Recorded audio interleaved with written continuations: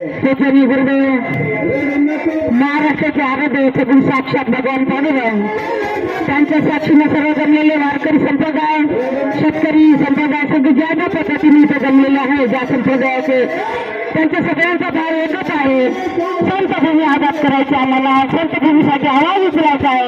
आज पायी तर आम्ही महिला आलेल्या आहोत तरी पण त्याआधी 2018 मध्ये आंदोलन चाललं होतं. आंदोलनामध्ये काय काय आम्ही त्रास भोगलेला आहे हे आम्हाला जरूर माहिती आहे. आता सगळे पायी चालत आले काय त्रास झाला चालणाऱ्या करणाऱ्या त्यांचं त्यांनाच माहित आहे.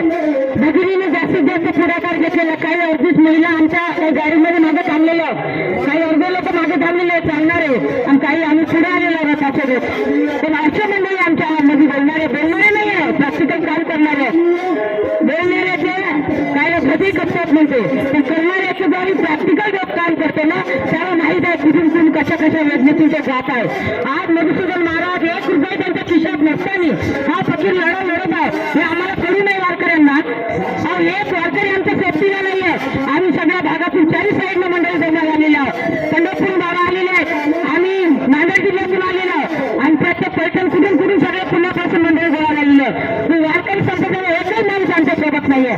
लाज वाटलेली एक गोष्ट आहे काय बोलावं आम्हाला तेच कळून राहिलेलं नाहीये. आणि संत भूमी आबाद झाली पाहिजे कारण त्या संतांच्या नावात ते कामं करत नाही कीर्तन प्रवचन करत नाही घरोघरात चालवत नाही लेकरा बाळांचं शिक्षण करत नाही त्या महात्म्याच्या नावावर होत आहे. पण आमच्या माणसाचे डोळे उघडलेले नाही आहे. आमचे डोळे उघडण्याची वेळ आहे. शासनाची चित्तशुद्धी करण्यापेक्षा वारकऱ्यांची पहिले करावं लागणार आपल्याला. असं सगळा गोंधळ काही करून राहिलेलं नाही. एवढा संघर्ष चाललेला आहे त्या महात्माला जेवणा खाण्याचे भान नाही आहे. आज सगळ्यांची काळजी त्या महात्मा घेतो. आज या ताईनं सर्वस्व समर्पित करून महाराजांचं वाहन स्वतः बनल्या स्वतः गाडी चालवतात सर्वांना घेऊन चालत आहे.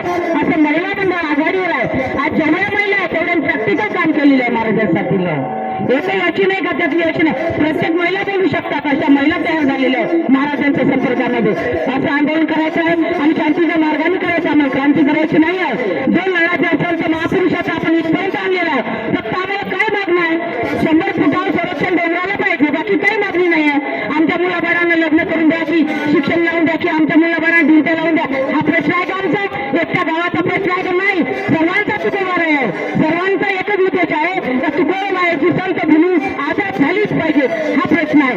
हा आजचा नाही 2007 पासून महाराज लढत आलेला आहे. आमचा लढा साधा नाही आहे. आमच्या सर्वांच्या जिव्हाळ्याचा आहे सगळ्यांच्या जिव्हाळ्याला लागणार आहे. आम्ही तर राष्ट्रसंतांचं काम करतो तुकडोजी बाबांचं पण दास तुकया बना असं राष्ट्रसंतांनी म्हटलेलं आहे. म्हणून आम्ही या प्रत्येक वेळोवेळी आंदोलन महाराज घेतात. प्रत्येक वेळेला आम्ही येणार आणि प्रत्येक वेळेला आम्ही आंदोलनात भाग घेणार.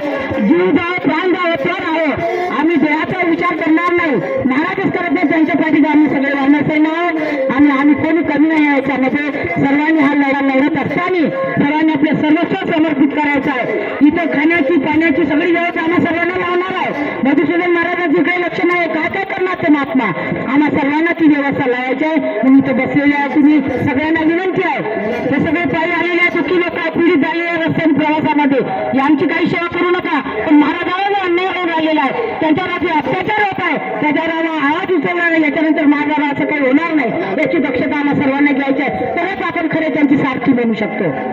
जो त्रास महाराजांना होता आम्ही स्वतः पाहिलेला आहे.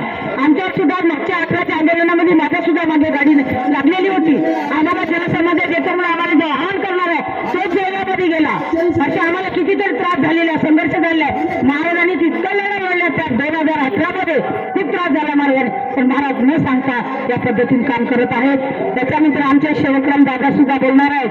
फार सुंदर व्यक्तिमत्व आहे आमच्यासोबत. सतत पंढरपूर पण संचालक आहे पंढरपूरच्या आश्रमचे सतत आम्ही चालून राहिलेला आहोत. दादा बोलणार दादा माझ्यापेक्षा तुम्ही चांगलं बोलता या नाव दिलेलं आहे सगळे बोलतील असं सर्वांना बोलायचं आहे. पण हे सगळे बोलण्याची शक्तीबुद्धी गुरुदेवाने तुम्ही आम्हाला सर्वांना देव साधू संतांचे महापुरुषांचे असे संत गुन्हा राखण्याची बुद्धी शक्ती आम्हाला सर्वांना देव आणि आम्ही सर्व मधुसूदन महाराजांच्या पाठीशी सतत राहू अशी मी सर्वांच्या चरणी विनंती करते. असे जय गुरु.